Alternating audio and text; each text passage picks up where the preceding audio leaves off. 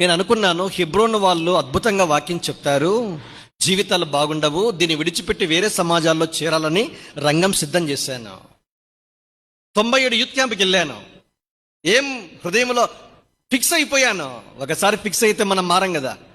ఏదో వాక్యం చెప్తున్నాడు, వింటా ఉన్నాను అంతే. ఒక ఫ్యామిలీ ప్రేయర్లో ఒక దేవుని సేవకుడు తీసుకున్నాడు వాక్యము. తీసుకుని చెప్తూ తన సాక్ష్యం చెప్పాడు. ఆయన ఏం చెప్పాడు?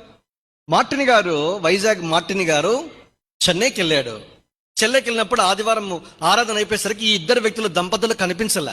ఆరాధిస్తే రాలేదని అర్థమైపోయింది. ఏదో సంభవించింది అర్థమైంది దానికి. సాయంకాలం వెళ్ళాడు. కుటుంబ ప్రార్థన కలిగి ఉంటాము అన్నాడు. ఏం చేశారు? మొదటి సమూయేలు గ్రంథము టెక్స్ట్ తీసుకున్నాడు.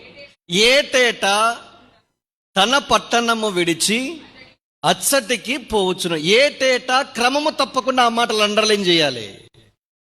ప్రతి సంవత్సరం వెళ్తున్నాడు, క్రమం తప్పకుండా వెళ్తున్నాడు. ఎక్కడికి? షిలోహుని వెళ్తున్నాడు. షిలోహులో ఏముంది? దేని నిబంధన మందస్సం ఉంది. కానీ ఎవరున్నారు పరిచారకులుగా?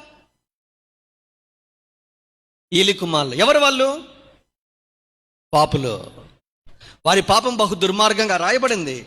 దేవుడు అయిన యెహోవా వారిని ఏం చేయాలనుకున్నాడంట? చంపడానికి రంగం సిద్ధం చేశాడు దేవుడు. అంటే సాక్ష్యము లేని వారు కూడా పరిచర్య చేస్తున్నప్పుడు ఎల్కానా ఏటేటా క్రమం తప్పకుండా పోగలిగితే, ఓ విశ్వాసి, నీ సంగతి ఏంటన్నట్టుగా ప్రశ్నించారంట దేవుడు. అప్పుడు నా హృదయం బద్దలైంది. మీకు దృష్టికి మంచిగా ఉన్నా లేకపోయినా, మంచివారిగా మీ దృష్టిలో లేకపోయినా ఉన్నా ఏం చేయాలా? ఏటేటా క్రమం తప్పకుండా చోట ప్రతి వారము తప్పకుండా మీరేం చేయాలా? దేనిక మందిరాన్ని అంటి పెట్టుకొని ఉండాలి. అది పాఠం.